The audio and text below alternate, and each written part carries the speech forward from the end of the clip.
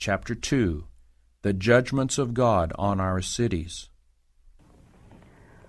While at Loma Linda, California, April 16, 1906, there passed before me a most wonderful representation. During a vision of the night, I stood on an eminence from which I could see houses shaken like a reed in the wind. Buildings, great and small, were falling to the ground. Pleasure resorts, theaters, hotels, and the homes of the wealthy were shaken and shattered. Many lives were blotted out of existence, and the air was filled with the shrieks of the injured and the terrified. The destroying angels of God were at work. One touch, and buildings so thoroughly constructed that men regarded them as secure against every danger quickly became heaps of rubbish. There was no assurance of safety in any place. I did not feel in any special peril, but the awfulness of the scenes that passed before me I cannot find words to describe. It seemed that the forbearance of God was exhausted and that the judgment day had come. The angel that stood at my side then instructed me that but few have any conception of the wickedness existing in our world today, and especially the wickedness in the large cities. He declared that the Lord has appointed a time when he will visit transgressors in wrath for persistent disregard of his law. Terrible as was the representation that passed before me, that which impressed itself most vividly upon my mind was the instruction given in connection with it. The angel that stood by my side declared that God's supreme rulership and the sacredness of his law must be revealed to those who persistently refused to render obedience to the King of Kings. Those who choose to remain disloyal must be visited in mercy with judgments, in order that, if possible, they may be aroused to a realization of the sinfulness of their course.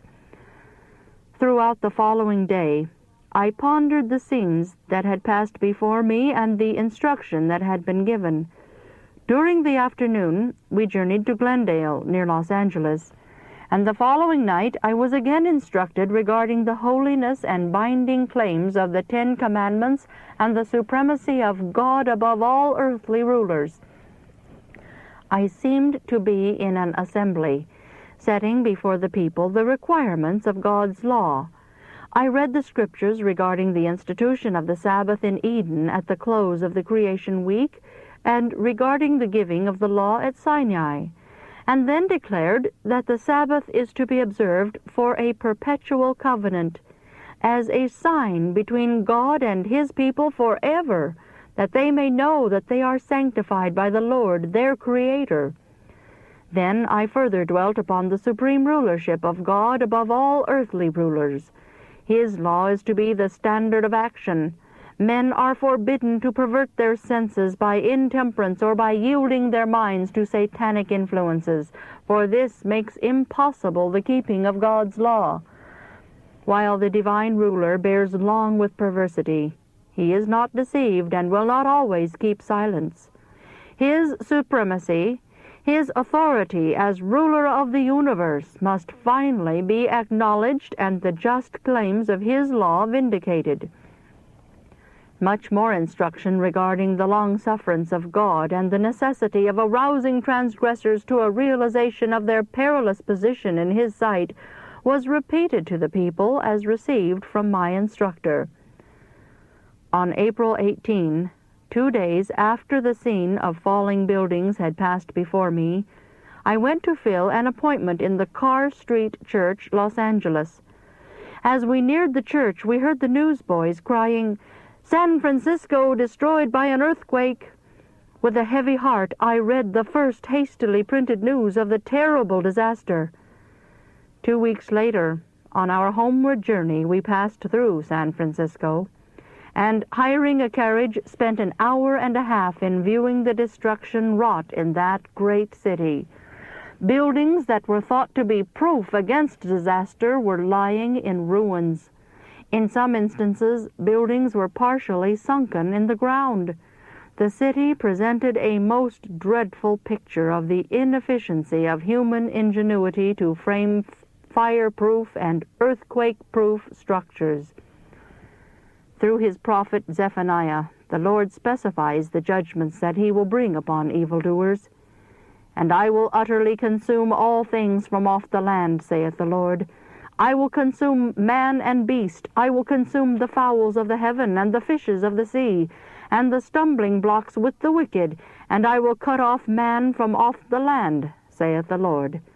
And it shall come to pass in the day of the Lord's sacrifice, that I will punish the princes, and the king's children, and all such as are clothed with strange apparel.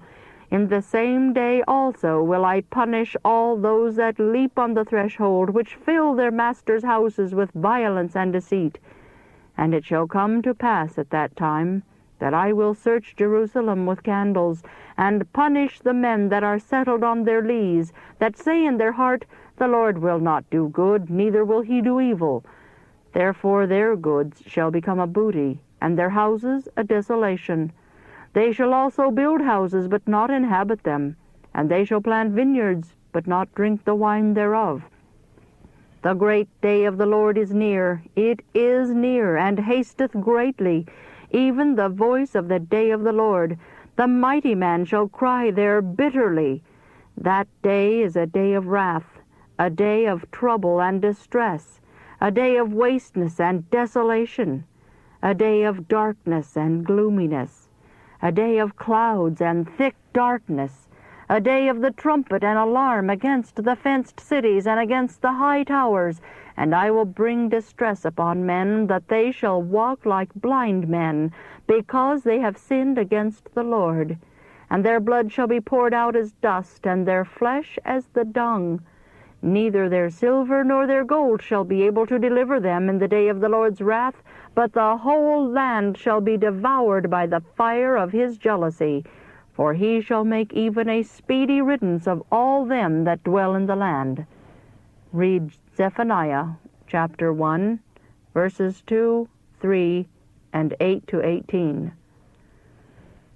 God cannot forbear much longer. Already his judgments are beginning to fall on some places, and soon his signal displeasure will be felt in other places. There will be a series of events revealing that God is the master of the situation. The truth will be proclaimed in clear, unmistakable language. As a people, we must prepare the way of the Lord under the overruling guidance of the Holy Spirit. The gospel is to be given in its purity. The stream of living water is to deepen and widen in its course. In all fields, nigh and afar off, men will be called from the plow and from the more common commercial business vocations that largely occupy the mind, and will be educated in connection with men of experience. As they learn to labor effectively, they will proclaim the truth with power. Through most wonderful workings of divine providence, mountains of difficulty will be removed and cast into the sea. The message that means so much to the dwellers upon the earth will be heard and understood. Men will know what is truth. Onward and still onward the work will advance until the whole earth shall have been warned, and then shall the end come.